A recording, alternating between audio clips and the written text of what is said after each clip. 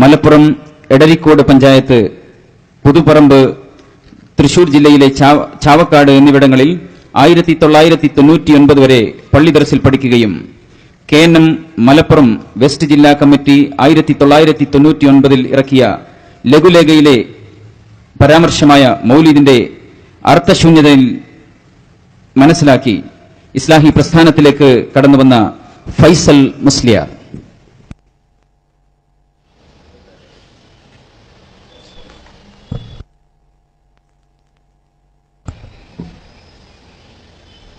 അസ്സലാമു അലൈക്കും വറഹ്മത്തുള്ളാഹി വബറകാതുഹു.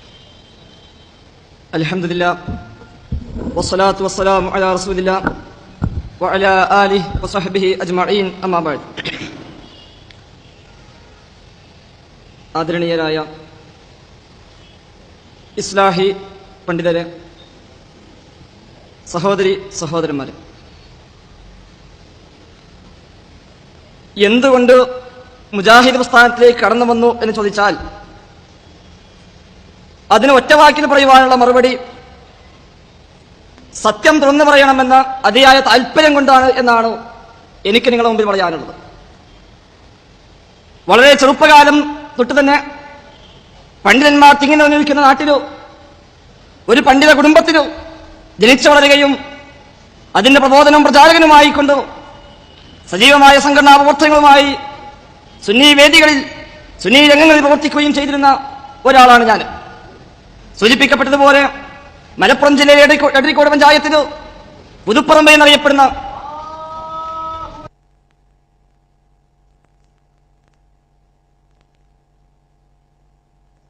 പുതുപ്പറമ്പ് എന്ന മുമ്പ് കാലത്ത് വാളക്കുളം എന്നറിയപ്പെടുന്ന ഒരു കൊച്ചു ഗ്രാമം, ഒരുപാട് പണ്ഡിതന്മാർക്ക് ജന്മം നൽകിയ, സമസ്തയുടെ ആദ്യകാല പ്രവർത്തനങ്ങൾക്ക് ഓഫീസായി പ്രവർത്തിച്ചിരുന്ന, സമസ്തയുടെ ഒന്നാമത്തെ മദ്രസ നിലകൊള്ളുന്ന പുതുപ്പറമ്പില് സാമ്പത്തികമായും തറവാടുപരമായും വൈജ്ഞാനികമായും ഏറ്റവും ഉന്നതിയിൽ നിൽക്കുന്ന ഒരു കുടുംബത്തിലാണ് ഞാൻ ജനിക്കുന്നത്.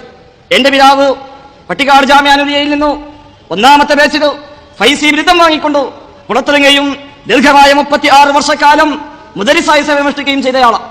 ഇന്ന് സംഘടന എന്ന് പറയട്ടെ, അദ്ദേഹം ജോലി ചെയ്യുന്നത് മമ്പുറം മഖാമിലെ ആ ജാറത്തിങ്ങിലെ ഏറ്റവും വലിയ അവിടുത്തെ കാർമ്മികനായിക്കൊണ്ട്, അഥവാ അതിന് പറയേണ്ടുന്ന പദമതല്ല, പക്ഷേ പിതാവ് പറയുന്നത് നീ എന്നെ കുറിച്ച് എന്ത് പറഞ്ഞാലും ശരി പൂജാരി എന്ന് പറയരുത് എന്ന, അതുകൊണ്ട് ഞാൻ ആ പദം ഉപയോഗിക്കുന്നില്ല. ആ രീതിയിലാണ്, അങ്ങനെയുള്ള കുടുംബത്തിലാണ് ഞാൻ ജനിക്കുന്നത്. എന്റെ ജ്യേഷ്ഠനാണെങ്കിലോ ചെമ്മാട് ദാറുൽ ഹുദ ഇസ്ലാമിക് അക്കാദമിയിൽ നിന്നും ഒന്നാമത്തെ ബാച്ചിൽ തന്നെ ഉദവി ബിരുദം വാങ്ങി പുറത്തിറങ്ങിയ മനുഷ്യനാണ്.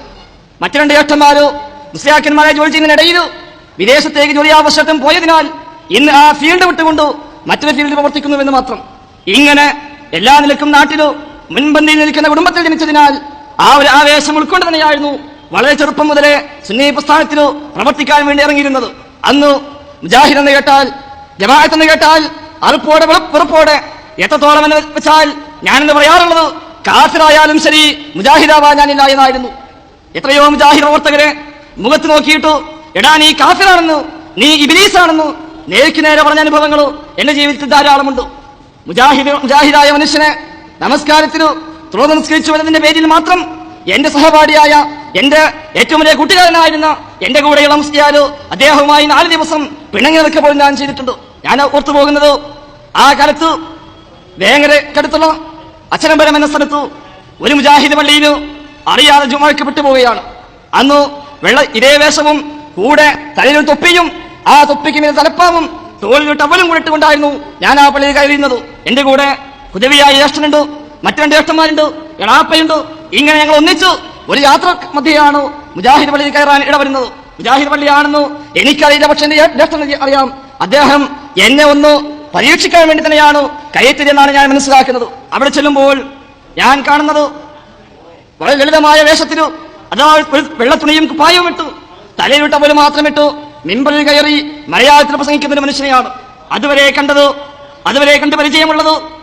ഒരുപാട് വേഷവിധാനങ്ങളോട് കൂടി ആ മിമ്പറിലേക്ക് കയറിയിട്ട് അറബിയിൽ ഫത്വ നിർവഹിക്കുന്ന ഖതീബുമാരെ കണ്ട് ശീലിച്ച എനിക്ക് ഇതൊരിക്കലും ഉൾക്കൊള്ളാൻ സാധിച്ചില്ല.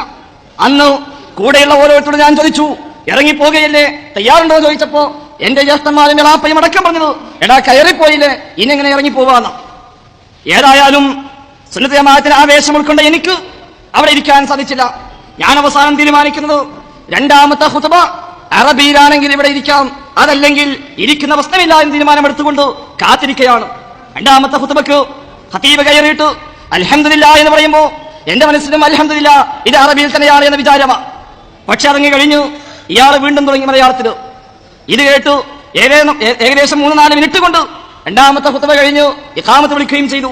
പിന്നെ ആലോചിച്ചിരുന്നില്ല, അവിടെ ജുമുഅക്ക് കൂടാതെ ഇറങ്ങിപ്പോന്നിട്ട് വീട്ടിൽ വന്ന് ളുഹർ നമസ്കരിക്കുകയാണ് ചെയ്തത്.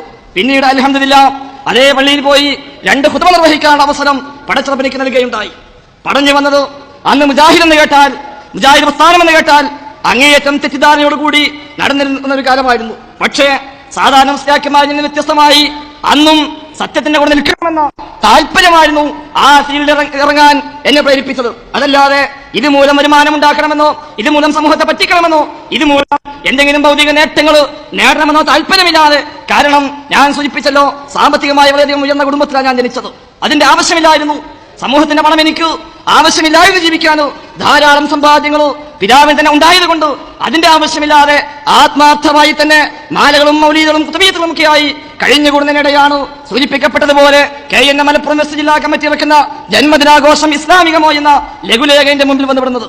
അന്ന് നാട്ടിലെ തന്നെ പള്ളിയിലോ നാട്ടിലെ തന്നെ മദ്രസയിലോ അതുമായി ബന്ധപ്പെട്ട റബീഉൽ അവ്വൽ പരിപാടികളെല്ലാം വളരെ സജീവമായി പങ്കെടുക്കുകയും എന്റെ കൂടെയുള്ള 2 മുസ്ലിയാക്കന്മാര്, കുഞ്ഞാലിക്കുട്ടി മുസ്ലിയാർ, മുഹമ്മദ് മുസ്ലിയാർ, ഞങ്ങൾ 3 ആളും കൂടെ ഒന്നിച്ചാണ് അന്ന് റബീഉൽ അവ്വലുമായി ബന്ധപ്പെടുന്ന എല്ലാ ഏർപ്പാടിനും മുമ്പിൽ ഇറങ്ങാറുണ്ടായിരുന്നത്. ദഫ് സ്കൗട്ട് തുടങ്ങിയ എല്ലാ ഏർപ്പാടുകളും അതിന്റെ അധ്യാപകരായി കൂട്ടത്തിൽ നടക്കുന്നതിനിടയിലാണ് ഈ ലഘുലേഖ കണ്ണിൽപ്പെടുന്നത്.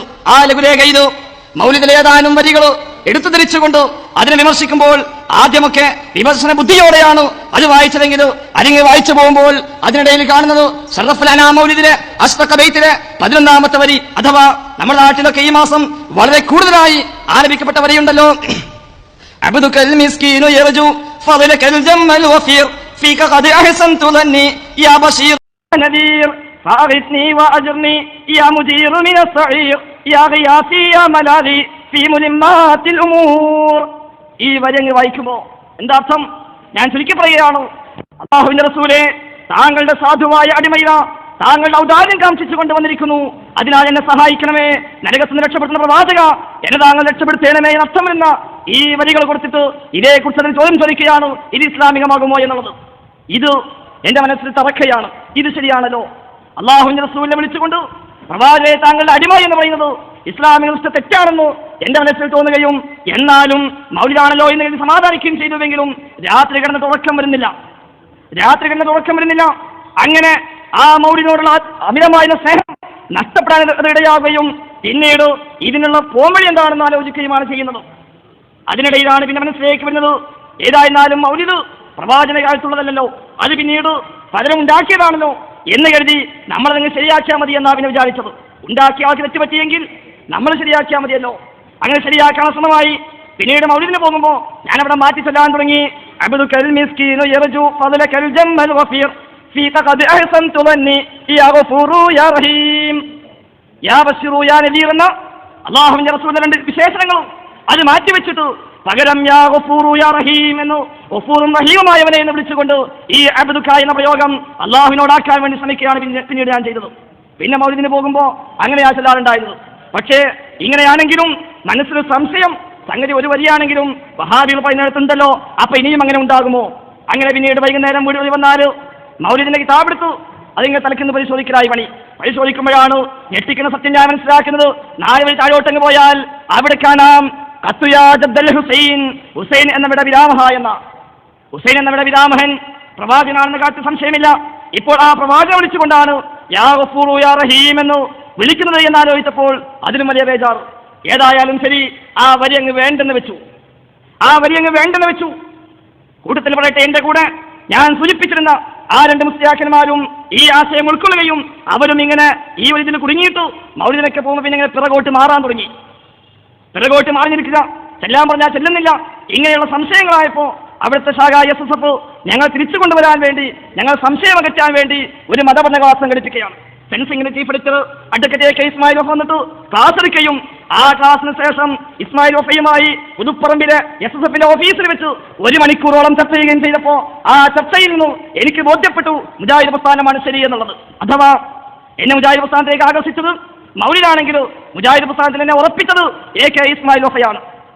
1 മണിക്കൂർ നേരം അയാളുമായി നടത്തിയ ചർച്ചയിൽ അയാൾ എനിക്ക് ബോധ്യപ്പെടുത്തുന്നു ഇതാണ് ശരി. അവസാനം അയാൾ പറഞ്ഞത്, നിങ്ങൾ പക്ഷേ എന്നെക്കാൾ ഓതിയിട്ടുണ്ടാവുന്ന, എനിക്ക് മിസ്കാത്ത് വരെ ഓതിയ ഇൽമേ ഉള്ളൂ, ശേഷം ഞാൻ പുസ്തകം വായിച്ച ഇൽമാണ്, നിങ്ങൾ പക്ഷെ എന്നെക്കാളും ഓതിയിട്ടുണ്ടാവാം. അതുകൊണ്ട് നിങ്ങളുടെ ഈ ചോദ്യത്തിന് മറുപടി പറയാൻ ഞാൻ തയ്യാറല്ല എന്ന്. ഞാൻ ചോദിച്ച ചോദ്യം, ഇയാളുടെ പ്രസംഗത്തിൽ ഇയാൾ പറഞ്ഞിരുന്നു മുജാഹിദിനെ തുടരാൻ പാടില്ല, കാരണം മുജാഹിദിന്റെ നമസ്കാരത്തിന് ഷർത്തും ഫർളുമില്ല. അപ്പൊ ഞാൻ ചിന്തിച്ചു, നമ്മൾ മദ്രസയിൽ പഠിച്ചത് 14 ഫർള, ഫാത്തിഹ റുക്കൂ സുജൂദ് തുടങ്ങിയ 14 ഫർള പഠിച്ചത്. ആ ഫർള് മുജാഹിദിന് ഇല്ല എന്നപ്പോൾ ഇയാൾ പറഞ്ഞത്. അതേതായാലും ശരിയല്ല. അപ്പൊ തന്നെ അയാളുടെ ഒരു മാനസികമായ അകൽച്ച തോന്നി. ഞാൻ വെറുതെ എഴുതി കൊടുത്തു, ഇങ്ങനെയാണെങ്കിൽ ചില സ്ഥലങ്ങളിൽ 2 വിഭാഗം സുന്നികൾ പരസ്പരം തൊഴിലാതിരിക്കുന്നുണ്ട്, ഇതിന് വല്ല കാരണവുമുണ്ടോ എന്ന. അതിന്റെ പേരിലാണ് 1 മണിക്കൂറോളം ചർച്ച നടന്നത്. അവസാനം അയാൾ പറഞ്ഞത്, ഞാൻ നിഷ്കാത്ത് വരെ ഓതിയിട്ടുള്ളൂ, അതിനാൽ എനിക്ക് വിശദമായി പറയാൻ സാധ്യമല്ല, ഒറ്റവാക്കി ഉത്തരം പറയാൻ ചോദ്യമുണ്ടെങ്കിൽ ചോദിക്കാമെന്ന.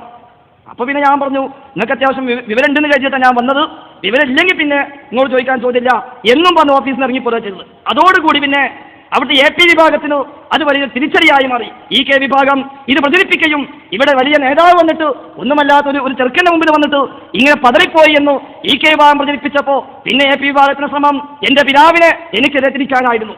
പിതാവിന് അഡ്രസ്സില്ലാത്ത കത്തുകളും അതുപോലെ വിവരങ്ങളുമൊക്കെ ഇവിടുന്നൊക്കെ ആയിട്ട് നൽകുകയും അങ്ങനെ പിതാവിനെ ദേഷ്യം പിടിപ്പിച്ചിട്ട് എന്നെ പുകച്ച് പുറത്തു ചാടിക്കാനുള്ള ശ്രമമാണ് പിന്നീട് നടക്കുന്നത്. പിതാവിനോട് പറഞ്ഞു, നീ മുജാഹിദിന്റെ അഖീദയിൽ ഉറച്ചു നിൽക്കുന്നുവെങ്കിലോ നമ്മൾ തമ്മിൽ ഇനി ബന്ധമില്ല എന്ന് പറഞ്ഞപ്പോൾ ഞാൻ പറഞ്ഞു, ഇല്ല വാപ്പ, എനിക്ക് മുജാഹിദിന്റെ അഖീദ ഇല്ല, ഞാനിപ്പോഴും സുന്നിയാണ്, മുജാഹിദിന്റെ അഖീദ എന്താണ് എന്ന് താങ്കൾ പറഞ്ഞു വരികയാണെങ്കിൽ ഞാൻ മാറാമെന്ന് പറഞ്ഞപ്പോൾ അദ്ദേഹം അതിനൊന്നും തയ്യാറില്ലാതെ, ഈ നിലപാടാണെങ്കിൽ നമ്മൾ തമ്മിൽ ഇനി ബന്ധമില്ല, നിനക്കെന്നെ കാണാൻ, എന്നെ തൊടാൻ, മരിച്ചാൽ മയ്യത്ത് പോലും കാണാൻ എനിക്ക് സമ്മതമില്ല എന്ന് പറഞ്ഞുകൊണ്ട് പിതാവ് പ്രഖ്യാപിച്ചപ്പോ, ശരി വാപ്പ, ഉമ്മയും വാപ്പയും ഇല്ലെങ്കിൽ എനിക്ക് അല്ലാഹു ഉണ്ടാകും എന്ന് പറഞ്ഞപ്പോ, നിനക്ക് അല്ലാഹു ഉണ്ടാകും, നിനക്ക് കാണാമെന്ന് പറഞ്ഞുകൊണ്ട് വാപ്പ പുറത്താക്കിയപ്പോ 3.5 വർഷമായി വീട്ടിൽ നിന്ന് ഇറങ്ങി വന്നു, വാപ്പയുമായി യാതൊരു ബന്ധവുമില്ലാതെ ഇന്ന് വാപ്പ ഇല്ലാത്ത സമയത്ത് വീട്ടിൽ കയറി ഉമ്മയെ കണ്ടുപോഴുന്നുവെന്നല്ലാണ്ട്. എന്നാലും ശരി, ഈ സത്യം തുറന്നു പറയാൻ അവസരമുണ്ട്, അതിനുള്ള ഒരു ഭാഗ്യമുണ്ടെന്നതിനാൽ അങ്ങേയറ്റം സംതൃപ്തനാണ്.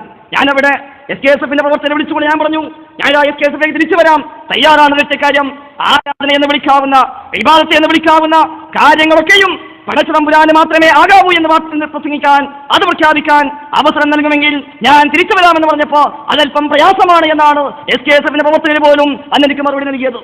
ഇബാദത്ത് എന്ന് വിളിക്കാവുന്ന കാര്യങ്ങൾ പടച്ചറബിന് മാത്രമേ ആകാവൂ എന്ന് പ്രഖ്യാപിക്കാൻ പറഞ്ഞാൽ അത് പ്രയാസമാണെങ്കിൽ എനിക്ക് ആ പ്രസ്ഥാനത്തിൽ നിൽക്കാൻ സാധ്യമല്ലെന്ന് പ്രഖ്യാപിച്ചുകൊണ്ട് ഇറങ്ങിപ്പോന്നുവെങ്കിൽ അള്ളാഹുവിന്റെ അനുഗ്രഹത്താൽ അന്ന് 4 5 പ്രവർത്തകർ മാത്രമുണ്ടായ അന്നാട്ടിന് എനിക്ക് ഒരു പള്ളി നിർമ്മിക്കാൻ, ഒരു മദ്രസ സ്ഥാപിക്കാൻ അള്ളാഹു തൗഫീഖ് നൽകുകയാണ്. അങ്ങനെ പള്ളിയും മദ്രസയും സ്ഥാപിച്ചു.